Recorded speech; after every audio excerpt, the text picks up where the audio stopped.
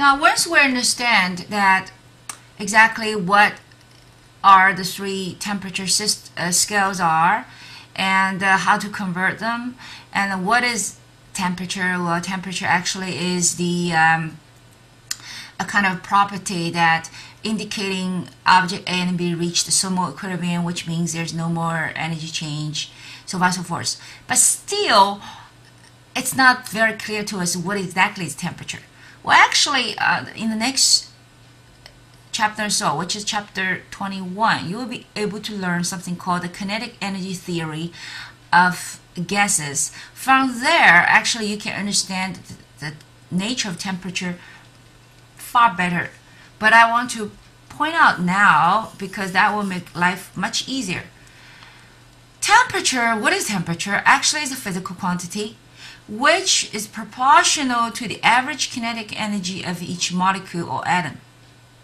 Well, for example, if we see a piece of iron, this is solid under the normal temperature, room temperature, okay, we cannot see the iron atom, but we know it's made of by atom.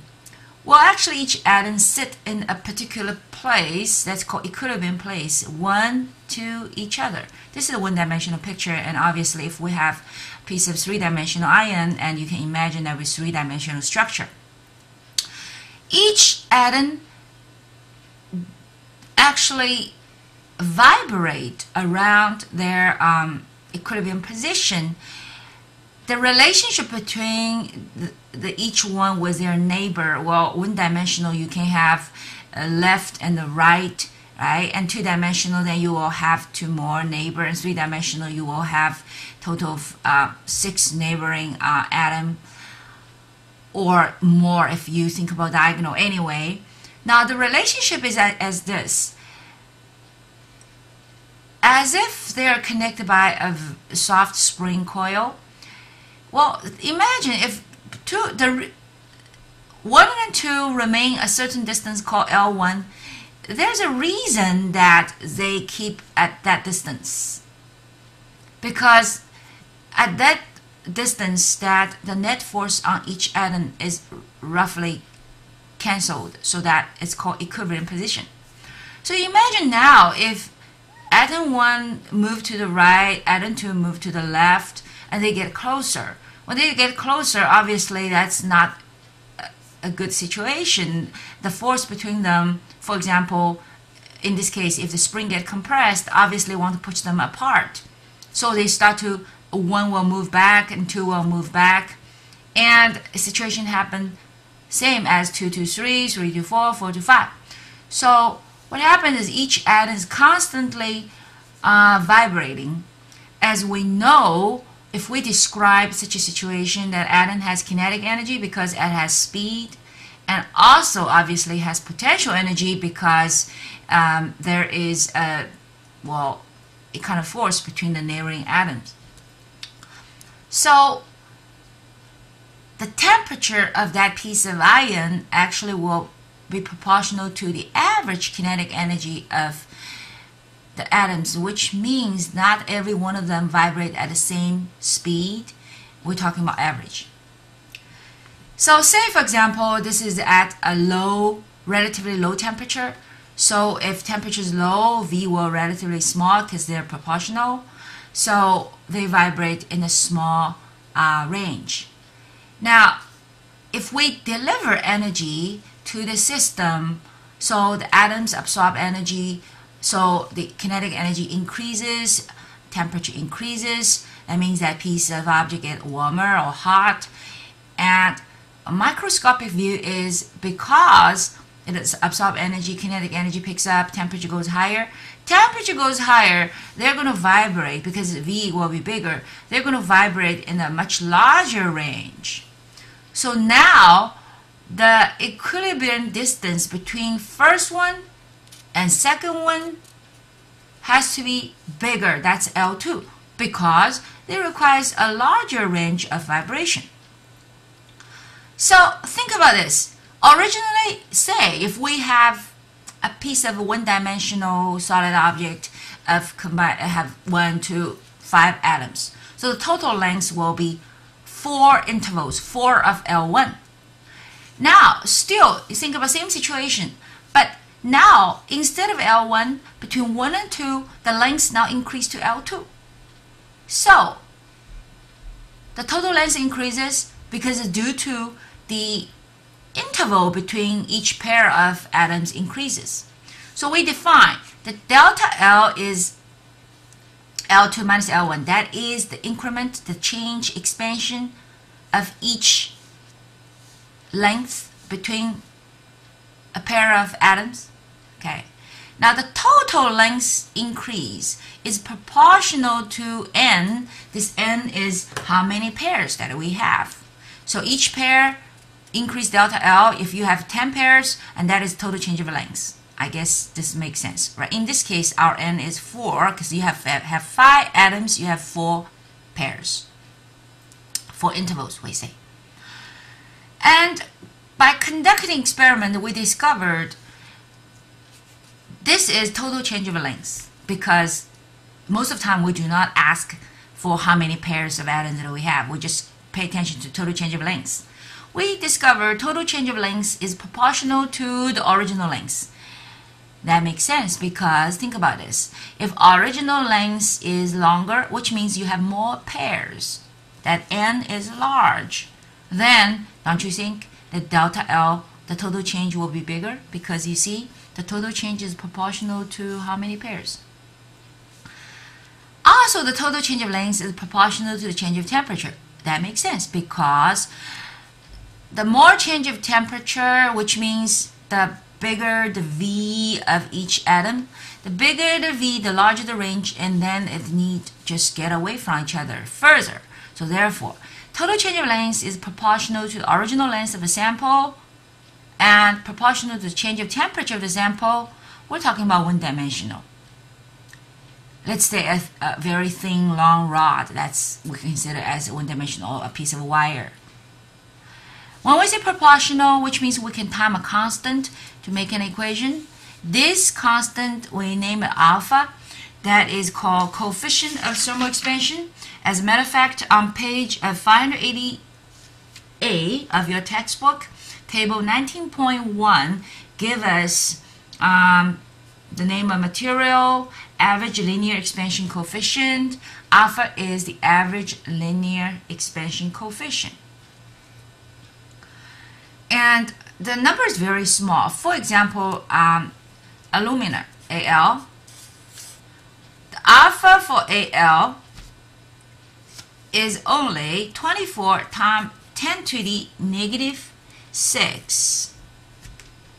Now be very careful. Whenever we say give a number, we must come with a unit. Let's take a look at units. Well, as a matter of fact, that the units is quite easy to figure out. Now, if we take a look, this is a meter because change of length. Original length is also meter. So, which tells us alpha times delta T should be dimensionless because the right side is meter, left side is meter. So, alpha times delta T is dimensionless. So, alpha times delta T. This tells us if delta T, we use Kelvin. Oh, be careful. Delta T of Kelvin and delta T of Celsius are the same. We just mentioned that. So then alpha, the unit for alpha must be K to the negative 1 or Celsius to the negative 1 because when you have K to the negative 1 times K and give us dimensionless. So alpha is at a dimension of K to the negative 1 or Celsius to the negative 1. It has a unit. Now combining what we learned, the change of the total length is alpha times L initial times delta T. Now the final length is the original length plus the change. That makes sense, right? So if we fill in this change delta L as alpha L naught delta T, we get that. It's very interesting because it tells us final size of one-dimensional object equals to the initial one times 1 plus alpha delta T. Now again, I want everybody to pay attention. This is a 1, dimensionless. So alpha times delta T must be a number, it's dimensionless. As far as L naught, you don't have to use SI unit, you can use mm, millimeter, or you can even use inch. Whatever we use for L naught, the final has the same units because left side equation equal to right side of equation. Now if you remember, I just explained for one-dimensional, add-in 1, add-in 2, add-in 3, let's say 1, 2, 3, that initially the separation is L1, L2. Now, if temperature increases, that interval between them has to increase. I'm sorry, this is also L1 because this is at, for example, T low. And then later the temperature goes to T high, and then the interval become L2 and L2. L2 is larger than L1. This tells us that everybody, which is every atom, try to get away from its neighbor because it just needs more room to vibrate. This gives a very interesting situation. Look at, this is a washer. And if we heat it up, this is a burner, which actually has very high temperature. Thermal expansion of a homogeneous metal washer, this is the picture. As the washer is heated, all dimensions increases. The expansion obviously is exaggerated in this figure. Now, look at this. Imagine if we have an atom here, another atom there. Let's name atom 1, atom 2. If we heat it up, these two guys want to get away from each other. So now one is here, the other must be there because it wants to increase the distance. So the size of the hole increases because that's the inner radius. Did you see that? Inner radius A now become A plus delta A. Outer radius B become B plus delta T. When the temperature is from T initial plus delta T, obviously in this case delta T is positive because we burn it and heat it up. So this is kind of sometimes contradictory to what we thought because we think, well, if we heat this wash up, the hole will become smaller. That's not the case. As a matter of fact, as if the hole expand as the normal piece of metal. Imagine if we filled this hole with normal piece of metal, this become like a disc shape. If we heat it up, the disc will expand to the same size as or as without or with or without this inner piece. So which means if this is a solid disc, it's going to expand to this big. If we cut the center part off, it will do the same thing. So very interesting. The hole will expand as if this is a piece of same material. So we have to be extra careful about this type of problem. Now, if we think about two-dimensional or three-dimensional expansion, there's something we need to learn about as a formula. And here, because we have the picture, I'm going to explain a little bit. That's the density of water. It is a very unique situation. Look like a straight line, which means when the temperature goes higher, the liquid water, density will go lower. Well, obviously, volume increase, density drops because mass remain the same. However, if we look at the very tip of this curve, which is around 0 degrees, the amplifier like that, this tells us, as a matter of fact, density reach liquid water, liquid H2O reach the highest density when the temperature is 4 degrees Celsius. Under 4, it's going to drop. Density is going to drop, which means volume is going to expand. Beyond 4, volume is going to expand. This actually give explanation to, well, beyond 4, temperature increase, volume expand, density drop, this is normal behavior. But that part is not, because for most of material, when temperature drops, it shrinks. That means volume decrease. Volume decrease for the same amount of mass, density increase.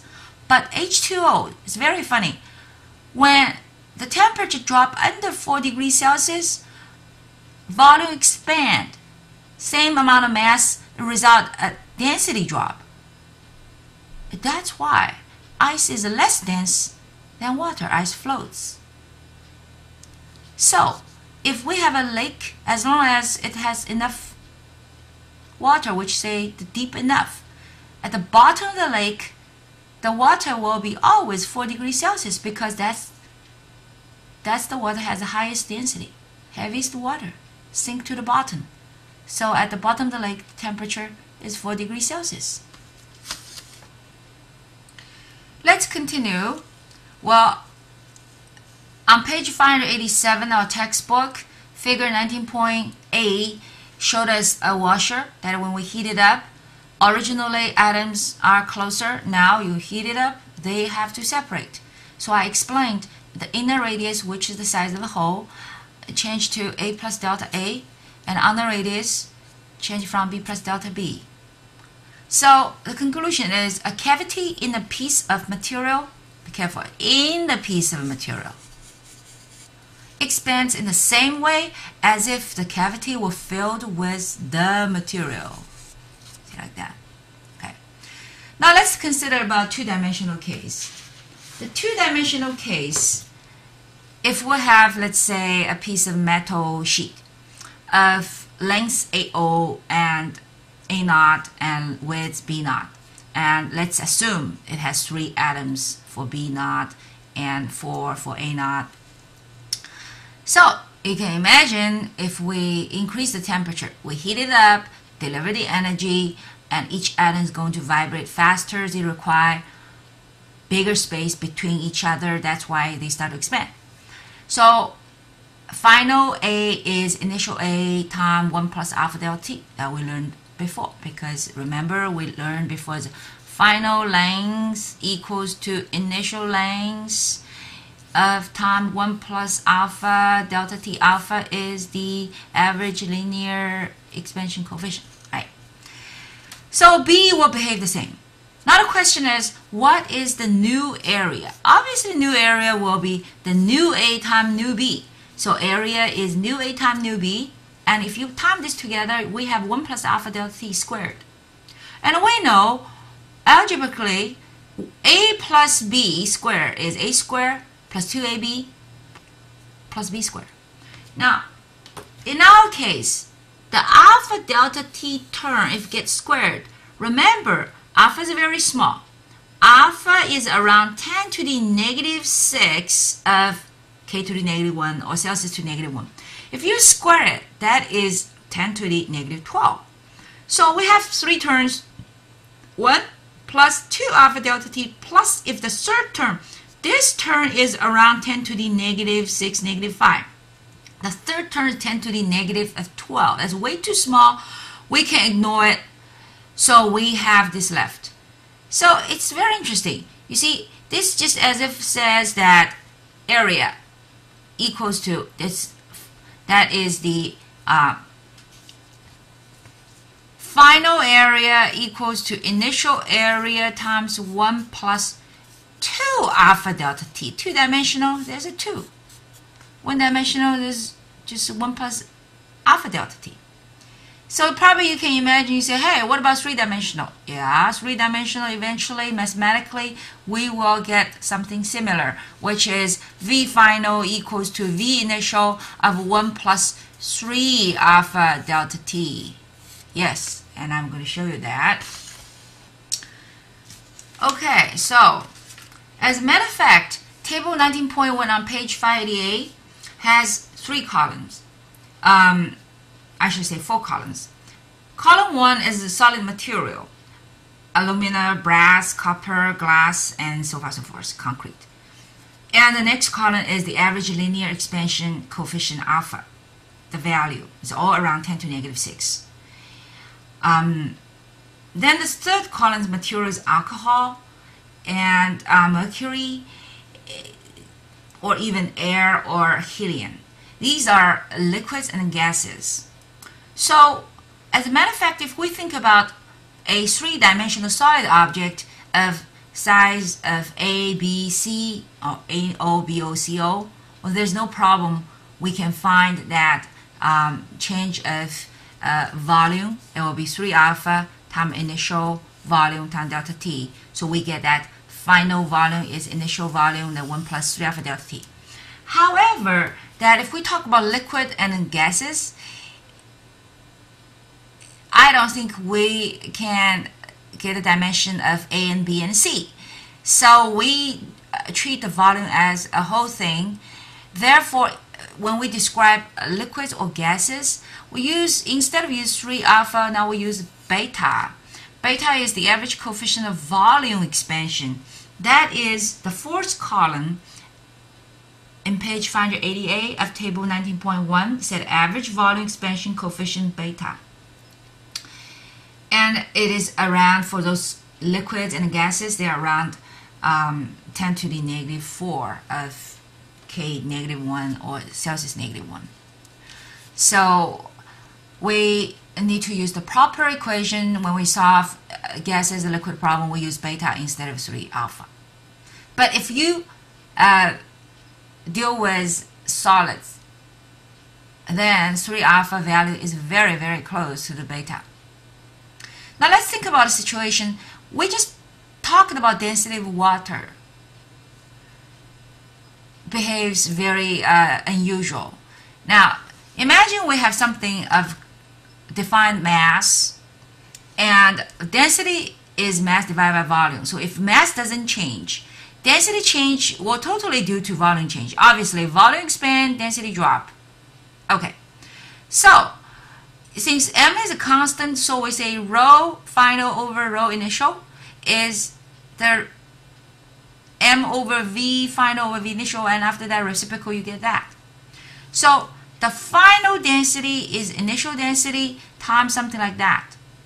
So let's think about water beyond 4 degrees Celsius. When temperature increases, water has a beta about 10 to negative 4 degree, K to negative 1. So this ratio will be less than 1 because this is 1 plus something. Therefore, the final density drops.